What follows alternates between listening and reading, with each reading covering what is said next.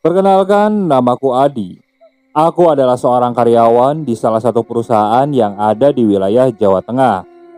Menjadi seorang karyawan yang mempunyai kedudukan tentu saja membuat hidupku sedikit tenang.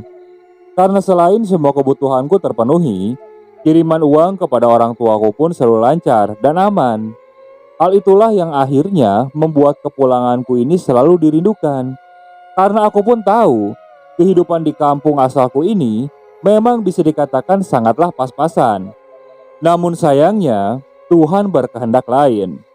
Waktu itu, perusahaan tempatku bekerja tiba-tiba mengalami kerugian yang sangat besar karena pimpinan kami tersandung masalah yang membuatnya harus masuk ke dalam bui. Hal itulah yang akhirnya membuat separuh dari karyawannya dikeluarkan karena perusahaan yang sudah tidak sanggup lagi menanggung beban. Dan aku adalah salah satu karyawan yang dikeluarkan. Saat itu, aku memang sengaja tidak memberitahu orang tuaku di kampung. Karena selain aku tidak ingin membuat orang tuaku bersedih, waktu itu aku sudah berjanji kepada orang tuaku akan membangunkan rumah ketika aku sudah pulang nanti. Dan tentu saja, dengan dipecatnya aku, sempat membuat aku depresi dan hilang kendali. Bahkan waktu itu, aku sempat melakukan percobaan bunuh diri karena tekanan yang ada di hidupku ini seolah-olah sudah tidak bisa lagi aku lalui. Hingga akhirnya aku bertemu dengan salah satu rekanku yang juga keluar dari perusahaan yang sama. Dan tidak kusangka sama sekali. Berawal dari obrolan kecil kami waktu itu, aku semakin terjerumus ke dalam jurang dosa yang hingga kini aku sangat menyesalinya. Masih teringat jelas di ingatanku. Pagi itu seperti biasanya, aku sedang membeli makanan di salah satu warung langgananku. Aku bertemu salah satu temanku, sebut saja namanya Wahyu.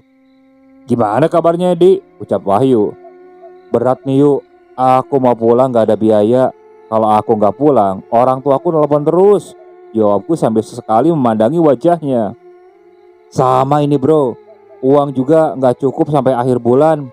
Setelah ini aku gak tahu hidup apa enggak," sahutnya. "Cari kerja lagi yuk," ajakku saat itu. "Lu mah enak mantan supervisor. Nah gua apa? Sulit bro." "Gak semudah itu yuk. Perusahaan kita sudah jelek namanya karena kasus Pak Irwan itu. Jadi aku ngelamar kemanapun susah. Kita dianggap korup juga. Kemarin aku ngelamar di perusahaan sebelah, langsung ditolak mentah-mentah," ucapku seperti itu. "Pesugihan aja yuk bro, biar cepat kaya," ajak si Wahyu itu. "Males ah, ujung-ujungnya minta tumbal," jawabku santai. "Percaya dah sama gua. Aku ada info tempat pesugihan yang manjur tanpa tumbal," ucap Wahyu meyakinkanku. Singkat cerita, akhirnya kami berdua pun mendatangi sebuah tempat yang sangat dipercaya oleh Wahyu sebagai jawaban atas semua masalah kami saat itu. Tempat itu adalah Gunung Kemukus. Namun sayangnya, sesampainya di sana, aku dan Wahyu ini di tempat tersebut dan selesai melakukan ziarah, kami sempat kebingungan karena menurut juru kunci yang menjaga makam, di tempat tersebut tidak bisa digunakan untuk mencari pesugihan. "Di sini cuma tempat ziarah aja mas. Kalau masnya mau ada keperluan lain, saya tidak ikut campur," ucap si bapak juru kunci tersebut ketika menjawab pertanyaan dari kami. Namun anehnya, si bapak juru kunci itu terlihat seolah tidak menghiraukan kami, sambil tidak sekalipun menatap mata kami. Mengetahui hal itu, tentu saja aku dan Wahyu saat itu sempat bersitegang. Karena selain jarak yang sudah jauh ditempuh, perjalanan ke tempat tersebut memang menghabiskan persediaan uangku yang saat itu memang sudah sangat menipis. "Kamu ini gimana sih yuk? Kita udah jauh-jauh ke sini malah kayak gini. Lu denger kan tadi? Di sini gak ada tempat pesugihan seperti katamu," ucapku jengkel sambil berjalan ke arah luar komplek pemakaman. "Ya gak tahu bro, aku dapat info dari temanku. Tapi aku yakin kok di sini ada." Kayaknya si bapak juru kunci itu tadi memang tidak mau ngasih tahu kita, jawab Wahyu seperti itu. Namun anehnya, setelah beberapa lama kami melangkahkan kaki ke arah kendaraan, tiba-tiba aku dan Wahyu ini dihampiri oleh seseorang yang kurasa dia adalah warga yang tinggal di daerah tersebut. Mas, mau kemana?" teriak lelaki parubaya itu. Mau pulang, Pak? Ada apa ya? Pak, di sini kalau cari pesugihan di mana ya? Ucap Wahyu tanpa basa-basi memotong pembicaraan. Mendengar hal itu, tentu saja aku seketika menginjak kaki Wahyu, seraya memberikan tanda bila apa yang dilakukannya itu sangat tidak sopan. Aduh, apaan sih lu bro? Sakit tahu, protes Wahyu saat itu. Tenang mas, tenang. Maksud saya panggil masnya itu tadi juga ingin memberitahu tentang hal itu, ucap si bapak tersebut. Loh, bapak tahu kalau niat kami memang cari pesugihan, sautku seperti itu. Sudah kelihatan dari gelagat kalian mas. Di sini sudah biasa kalau kayak gitu. Singkat cerita, akhirnya kami pun diajak mampir ke salah satu warung kopi yang ada di sekitaran komplek pemakaman di tempat aku berziarah tadi. Dan setelah kami mendengar semua penuturan dari si bapak-bapak tersebut, akhirnya aku mengetahui jika di tempat itu memang kerap kali digunakan sebagai tempat mencari pesugihan. Dan yang paling membuatku terkejut adalah salah satu ritual yang wajib dilakukan oleh para pencari pesugihan adalah melakukan hubungan intim dengan orang yang bukan pasangan. Dan setelah memantapkan niat, akhirnya aku dan Wahyu pun berniat ikut melakukan semua ritual di tempat tersebut dengan harapan agar keadaanku bisa menjadi lebih baik. Singkat cerita, kami pun melakukan semua arahan dari si bapak-bapak itu. Semua ritual kami lakukan dengan tidak ada satupun yang kami lewatkan. Bahkan saat itu, aku memang benar-benar berhubungan badan dengan salah satu perempuan yang sepertinya sengaja disediakan bagi para pencari pesugihan sepertiku. Setelah beberapa bulan aku melakukan ritual tersebut, secara tidak terduga, perusahaan yang sebelumnya menolak lamaranku secara mentah-mentah, saat itu tiba-tiba menghubungiku untuk memberitahukan jika aku diterima untuk menjadi karyawannya. Tentu saja hal itu membuat keadaan ekonomiku seketika kembali membaik. Ditambah entah kenapa, belum lama aku bekerja di perusahaan baruku itu, tiba-tiba aku diangkat untuk menduduki jabatan yang lebih tinggi dari sebelumnya. Namun sayangnya, karena semua kesibukanku yang saat itu sangat menyita waktu, akhirnya aku pun tidak ada waktu untuk terus melakukan ritual yang memangnya harus aku lakukan.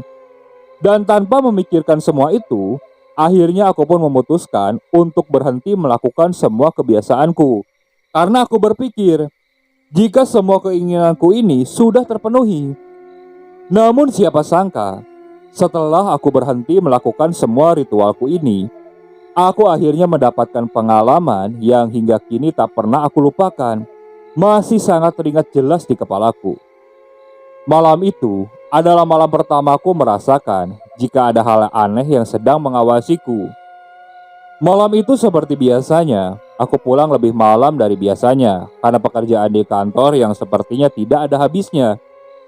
Sesampainya aku di rumah, tentu saja aku langsung berbaring di tempat tidurku dengan tanganku yang terus-terusan mengotak-ngatik ponselku. Namun sayangnya, di tengah-tengah aku mulai mengantuk, tiba-tiba aku mendengar ada suara wanita yang terdengar menangis terseduh-seduh. Sepertinya tidak terlalu jauh dari kamar tidurku. Mendengar hal itu, tentu saja aku seketika terkejut dan segera menoleh ke kanan dan ke kiri karena aku tahu jika di sana tidak ada seorang pun selain aku. Loh, kok ada suara orang nangis? Pikiranku di dalam hati sambil berjalan pelan keluar dari kamarku. Dan setelah aku sampai di ruangan tengah rumahku, tiba-tiba dengan sangat jelas aku melihat ada perempuan paruh baya yang terlihat duduk di ruang tamu rumahku. Melihat hal itu, aku seketika menyalakan lampu ruang tamuku yang memang saklar lampunya kebetulan berada tidak jauh dari tempatku berdiri saat itu. Siapa itu? Teriakku sambil tanganku menekan tombol lampu. Namun anehnya, ketika lampu ruangan yang saat itu menyala terang, sosok perempuan yang sebelumnya kulihat saat itu tiba-tiba menghilang begitu saja. Karena aku berpikir jika ada seseorang yang sedang menyusup ke rumahku, saat itu aku berjalan mengelilingi rumahku untuk memastikan jika semuanya baik-baik saja. Dan setelah aku berkeliling dan aku tidak melihat sesuatu yang mencurigakan, akhirnya aku kembali masuk ke dalam rumahku dengan mengunci rapat-rapat semua pintu, dengan aku yang akhirnya kembali masuk ke dalam tempat tidurku. Namun anehnya, di tengah-tengah aku yang kembali berbaring di tempat tidurku, malam itu aku kembali mendengar ada suara tangisan yang kini terdengar lebih kencang daripada sebelumnya. Mendengar hal itu, aku seketika kembali membuka pintu kamarku dengan perasaan yang masih kesal karena aku berpikir jika ada orang yang sedang mengerjaiku. "Siapa sih yang usil?" ucapku sambil kembali membuka pintu. Namun karena saat itu aku kembali dan tidak melihat siapapun di dalam rumahku, akhirnya aku memilih untuk duduk di ruang tamu dengan tetap menyalakan semua lampu rumahku. Sepertinya ada yang aneh di rumah ini. Jadi saat itu aku mending berpikir tidur di ruang tengah saja. Dan belum lama aku duduk di kursi yang ada di ruang tamu, tiba-tiba pandanganku teralihkan dengan ada seseorang yang terlihat warawiri di depan rumahku. Mengetahui hal itu, aku seketika terkejut bukan main. Aku langsung membuka pintu utama rumahku. "Hei, siapa itu?" teriakku sambil membuka pintu. Namun anehnya, ketika aku membuka pintu rumahku, aku tidak melihat orang yang warawiri tersebut. Aku terdiam sejenak. Aku coba perhatikan sekitar. Dan tiba-tiba aku mencium aroma busuk yang sangat menusuk hidung saat itu.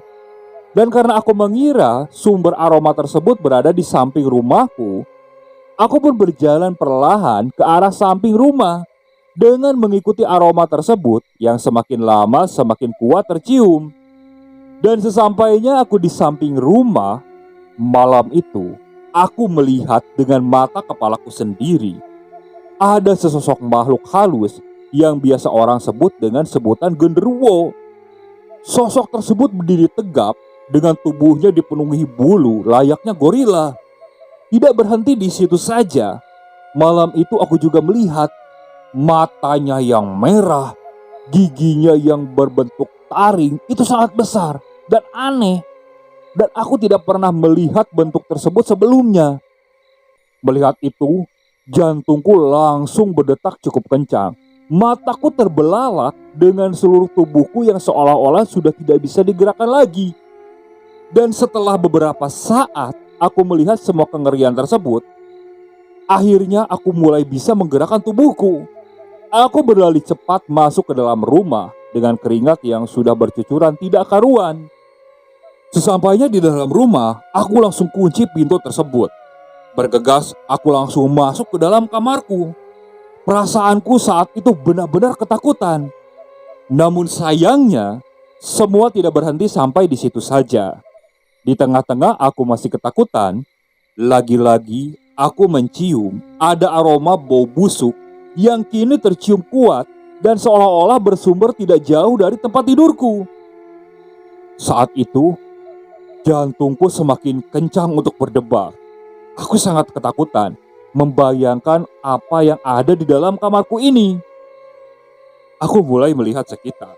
Dan saat aku melihat sekitar, di situ aku kembali melihat sosok genderuwo itu tiba-tiba sudah berdiri di kamarku. Mengetahui hal itu, aku seketika berlari keluar kamar dengan berteriak sangat ketakutan saat itu. "Setan! Setan! Setan!" teriakku sambil keluar kamar tidurku dan masuk ke kamar tidur lain karena memang kamar di rumahku ini lebih dari satu. Sesampainya aku di kamar satunya, bergegas aku langsung masuk ke dalam selimut yang ada di atas kasur. Di dalam selimut, aku masih sangat ketakutan. Aku coba berharap gangguan tersebut cepat usai dan tidak muncul kembali. Namun saat itu dugaanku benar-benar salah. Tak berapa lama kemudian, tiba-tiba aku merasakan ada sesuatu yang mendidihi tubuhku dari atas selimut. Tubuh ini benar-benar berat. Aku sangat kesulitan untuk bernapas saat itu. Sedangkan aku ada di dalam selimut. Aku berusaha untuk keluar dari dalam selimut saat itu. Aku coba meronta-ronta, menggerakkan tanganku, kakiku, hingga akhirnya selimut itu mulai terbuka tepat di bagian wajahku. Dan di situ aku langsung terkejut. Karena tepat di atas tubuhku ini sudah ditindihi oleh sesosok wanita dengan wajah yang rusak. wajahnya ini langsung berhadap-hadapan denganku. Wajahnya benar-benar menyeramkan. Ditambah lagi, saat aku yang sedang terkesima menatap wajah yang menyeramkannya ini, tiba-tiba dari mulutnya ini mulai menetes air liur yang menempel ke pipiku. Saat itu aku benar-benar tidak bisa menggerakkan tubuhku. Tanganku yang asalnya bisa aku gunakan untuk berontak, itu sekarang kaku. Kakiku ini juga kaku. Aku seperti patung yang sengaja ditindihi oleh sosok tersebut. Sedangkan sosok itu terus saja menatap ke arahku. Ingin rasanya aku tak sadarkan diri saat itu. Namun sepertinya kesadaran masih memaksaku untuk melihat sosok menyeramkan perempuan itu. Dan tak berapa lama, sosok perempuan itu mulai menyeringai. Bahkan bagian yang rusak di wajahnya itu tiba-tiba berjatuhan dan menimpa ke wajahku. Ditambah dengan belatung yang mulai bergerak-gerak di wajahku. Saat itu puncak dari kesadaranku. Dan akhirnya aku ditemukan oleh tetanggaku. Karena menurut tetanggaku ini, aku tidak keluar rumahku sudah beberapa hari yang lalu. Ketika aku ditemukan, aku dalam kondisi tidak memakai baju dengan seluruh tubuhku dipenuhi oleh luka cakaran yang entah dari mana asalnya. Setelah kejadian tersebut, aku pun akhirnya sakit keras dan tidak mampu lagi bangun dari tidurku. Hari-hariku ini dihabiskan berada di tempat tidurku dengan rasa sakit yang kurasakan saat itu memang seperti sangat sulit dijelaskan. Bahkan ketika azan subuh berkumandang, tubuhku terasa sedang ditusuk-tusuk oleh seseorang. Setiap jam 10 siang, aku selalu kedinginan tidak karuan dengan keringat yang sudah tidak berhenti berkucuran. Setiap maghrib sampai pukul 10 malam, aku selalu muntah-muntah dengan tidak jarang pula muntahanku ini mengeluarkan banyak darah. Dan yang lebih parahnya lagi, hampir setiap malam, aku tidak pernah tidur dengan tenang. Di tengah malam, aku seolah-olah didekap oleh seseorang dengan diiringi aroma busuk yang selalu tercium sangat menusuk hidung saat itu. Anehnya, dengan keadaan yang kualami saat itu, dokter menganggap jika tak ada satupun penyakit yang membahayakan yang sedang mengancam nyawaku. Aku benar-benar kebingungan saat itu. Aku belum berani mengabari orang tuaku di kampung. Aku coba melalui semua ini dengan sendiri saat itu. Di rumah, aku dibantu dengan tetangga saja. Namun ketika malam hari, otomatis di rumah hanya ada aku sendirian. Saat itu aku masih ingat, pada pukul setengah 12 malam, perasaanku sudah benar-benar tidak enak. Aku sukar untuk memejamkan mata, karena memang saat itu badanku juga sukar untuk aku gerakan. Dan tak berapa lama kemudian, aku mulai mencium. Ada aroma bau busuk yang mulai menyengat dan musuk hidungku saat itu.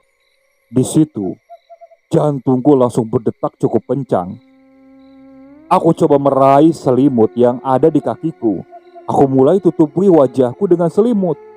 Aku tidak mau melihat ada sosok yang menyeramkan datang menghantuiku malam itu. Namun tak berapa lama kemudian, aku mulai mendengar ada sesuatu yang menggeram. Mendengar hal itu, jantungku serasa mau copot. Aku terdiam dengan badanku yang mulai gemetar saat itu. Dan tak berapa lama, aku merasakan kakiku ini seperti ada yang menyentuh. Dari tangannya ini, itu aku rasakan tidak beraturan. Jadi seperti dipenuhi oleh banyak luka. Aku rasakan tangan itu mulai meraba dari kakiku dan naik ke atas. Di situ, aku benar-benar terkejut. Karena si tangan itu sepertinya ada di dalam selimut. Pelan-pelan, aku mulai mengarahkan pandanganku ke bawah. Aku angkat selimut, dan saat aku lihat sosok wanita berwajah rusak itu sudah masuk ke dalam selimutku. dengan memperlihatkan wajahnya yang benar-benar menyeramkan. Otomatis, karena kaget, selimut langsung aku singkapkan. Dan ketika aku menoleh ke sisi kiriku, di sisi kiriku ini sudah berdiri sesosok genderuwo yang terlihat menertawakanku. Aku sangat ketakutan saat itu. Ingin rasanya aku berlari, namun aku tidak bisa karena aku tidak bisa menggerakkan kakiku. Aku hanya berdiam, sedangkan sosok wanita berwajah rusak itu terus saja naik ke atas hingga dia mulai mendekap tubuhku dari atas.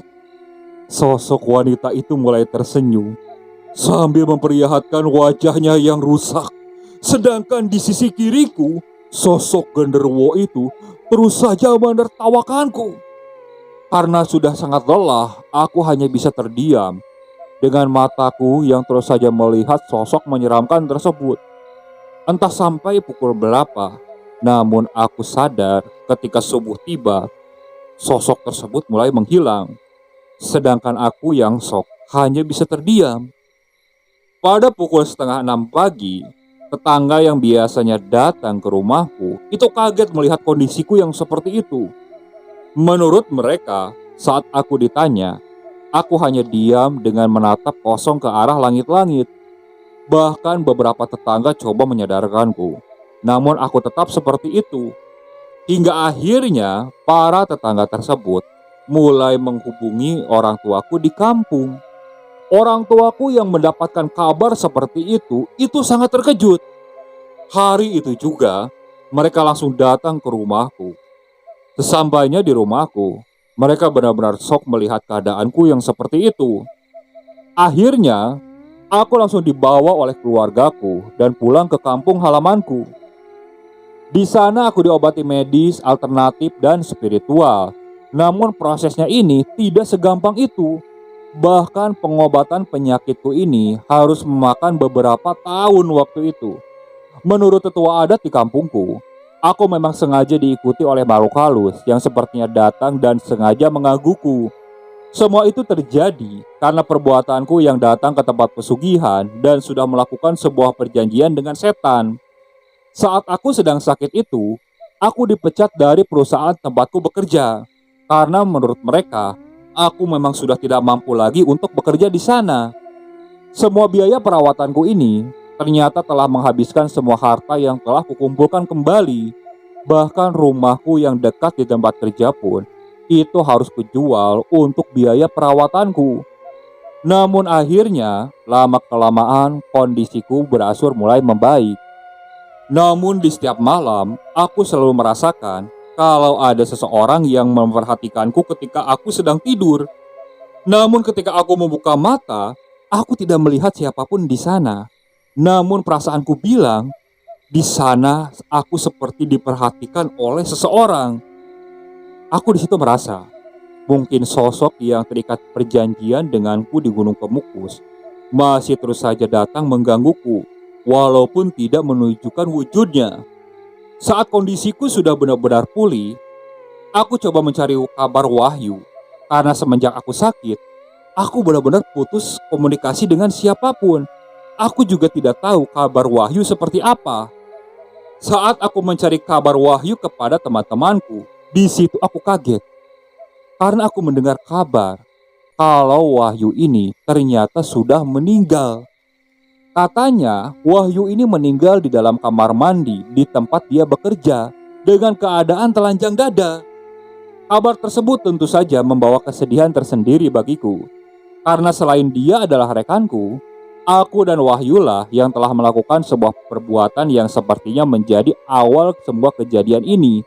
Hingga akhirnya tidak pernah bisa aku bayangkan seperti apa. Dengan aku menceritakan pengalaman ini, semoga bisa dijadikan pelajaran buat para pendengar, supaya kalian tidak menyekutukan Tuhan karena tindakan tersebut tidak bisa dimaafkan. Apalagi hal itu semata-mata hanya dengan mencari harta yang hanya sesaat. Oke, sekian untuk cerita kali ini. Saya mohon maaf apabila masih banyak kekurangan dalam pembawaan ceritanya. Kritik dan sarannya silakan kalian bisa cantumkan di kolom komentar.